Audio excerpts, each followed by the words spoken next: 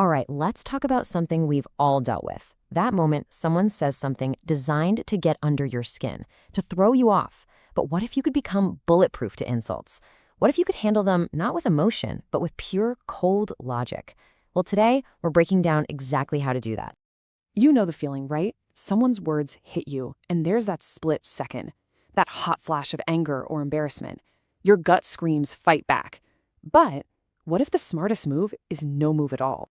Anger, sadness, revenge.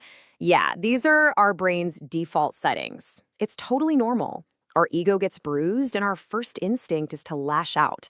But here's the thing. When you react like that, you're basically handing them the remote control to your emotions. And we're not going to do that.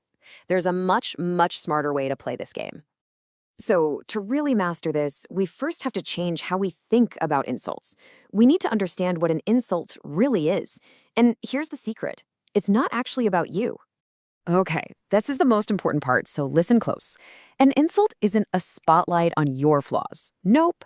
It's a giant, flashing neon sign pointing directly at their insecurities. It's just a clumsy tactic to push you down so they can feel a little bit taller for a second.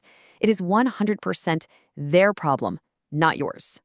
So the second those words hit, a little battle starts inside your head, right? It's your gut reaction, your ego, squaring off against your cool, logical brain. And whichever one you listen to, well, that decides who really wins this thing. And here's the breakdown.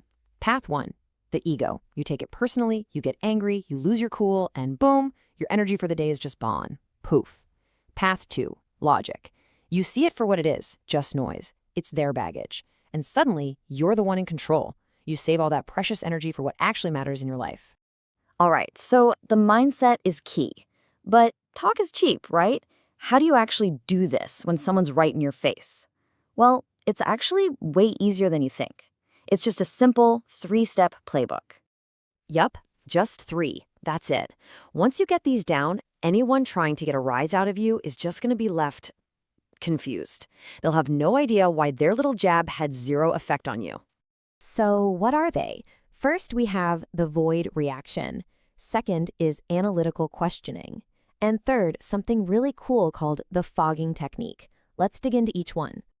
Okay, step 1, the void reaction. This is all about flipping the script. See, the person insulting you needs a reaction from you. It's the fuel for their fire. You're going to give them absolutely nothing. A blank stare, a deadpan look. The silence that follows is so awkward for them. The pressure immediately flips back on them. And that silence, man, it's louder than any comeback you could ever think of. It screams, your words mean nothing to me. You've just shown them they have 0 power over your emotions, and you didn't even have to say a thing. Okay, so what if they double down? They try again? That's when we move to step 2, analytical questioning. The key here is you're not going to defend yourself. No.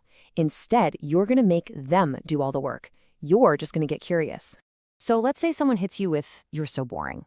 Your first instinct is to say, no, I'm not, right? Don't do that. Instead, just calmly, maybe tilt your head a little and ask, that's interesting. Why do you think that? And just like that, bam, they're the one on the spot. Now they have to try and logically explain an emotional jab, which almost never sounds smart. You're back in the driver's seat. All right, last step, and this one is kind of a Jedi mind trick. It's called the fogging technique. And I know, it's going to sound weird at first. Instead of blocking the insult, you're actually going to agree with it. Yeah, you heard me right. But you agree on your terms. So back to our example. You're so boring. Your response? A calm shrug and, yeah, you're right. I can be boring sometimes. And that's it. What are they supposed to say to that? You've just pulled the rug out from under them. There's no fight left to have. Game over. But look, these 3 steps, they're not just about winning arguments. That's small thinking. This whole thing is about something way, way bigger. This is the real end game. This right here is the key to everything. Your goal is not to win the fight. It's to save your energy.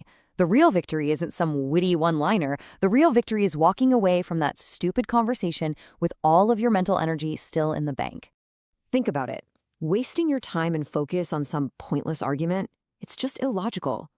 A truly smart, mature person knows which battles aren't worth fighting. That energy you save, that's what you pour into your work, your hobbies, the people you actually care about. Your energy is currency. Don't let someone steal it. So when you put all this together, understanding why people insult you and having these tools ready to go, you're not just building a shield. You're getting a genuine superpower. From now on, the control is back in your hands. You get to decide who's worth your time and energy. You are the one in charge of your own peace of mind, no matter what anyone else says. So, I'll leave you with this. The next time it happens, and you know it will, what's it going to be?